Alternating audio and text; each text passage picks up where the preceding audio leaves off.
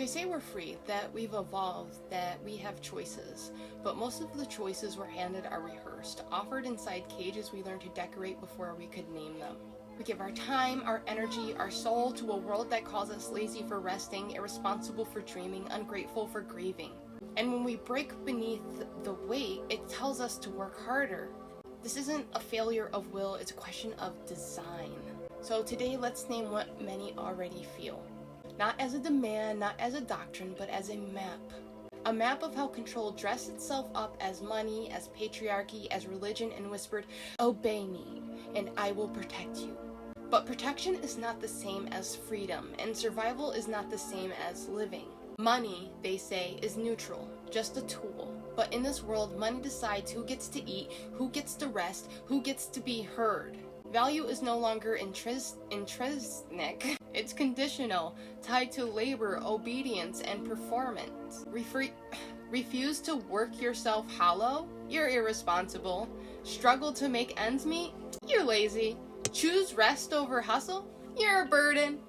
It's not freedom, it's captivity, dressed in the language of opportunity. Even justice movements get caught up in the trap. Support the cause by donating, but the cause still bends to the same God, profit. What we call abundance is still measured in dollars. What we call safety is still access, gated by wealth. We say we want liberation, but we still ask permission to be free.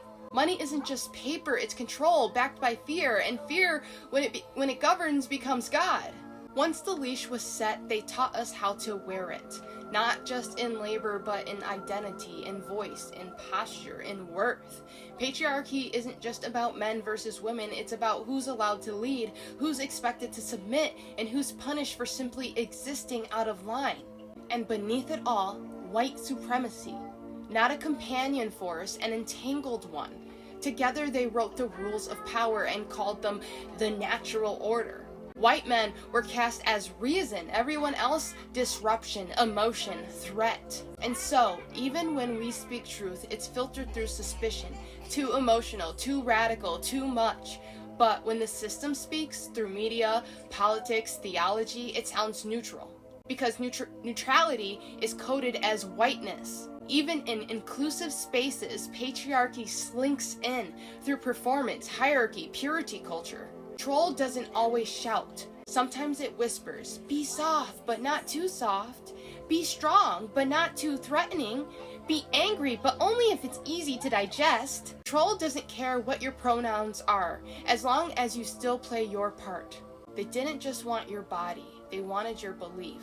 So they wrapped control in a story, in myth, in scripture, in rituals, so old we forgot to question them. Religion has always offered meaning, yes, comfort, connection, and sacred memory. But under empire, it became something else, a tool for obedience. Colonizers brought holy books and hellfire, called their domination divine will, and sanctified white male supremacy in the name of salvation. Even now, many have left the church but still carry its shape inside them, still seeking purity, still fearing judgment, still chasing approval dressed as ascension. But spirit doesn't need hierarchy. Faith doesn't need walls. When belief becomes control, it ceases to be sacred and becomes machinery. Control isn't always a person or a law or a god. It's the rhythm beneath it all. The silence after you bite your tongue, the shame when you rest, the guilt when you say no. It's the quiet voice that says, don't speak too loud. Don't take up too much space. Don't want too much or you'll lose everything. Control is clever. It rewards compliance with comfort and calls that comfort safety. But comfort isn't always safety. Sometimes it's sedation. And sedation is not peace. It's surrender. We are trained to obey in ways so deep we don't even know we're performing. The schoolroom trains us to raise our hand, the job trains us to clock in, the church trains us to kneel, and the mind learns to police itself. So we no longer need chains, just shame. So here's the truth. The system is not failing, it is functioning exactly as designed. But it was not designed for you to thrive, only serve, only to obey. The revolution isn't just protest or chaos. It's remembering what they tried to make you forget, that you were always free beneath the performance, that no system can define your worth unless you offer it your belief. You don't have to burn it all down, but you do need to see it clearly. Because once you name control, you can stop calling it love or God or law or success. And then you can choose not just to escape, but to create. To imagine a life built on care, not compliance. Mutuality, not domination. Integrity, not illusion. We don't need to win the system's favor. We need to stop feeding it with our fear. Control only works when you forget that you are powerful. So remember and let that memory become your refusal, and let that refusal become your beginning.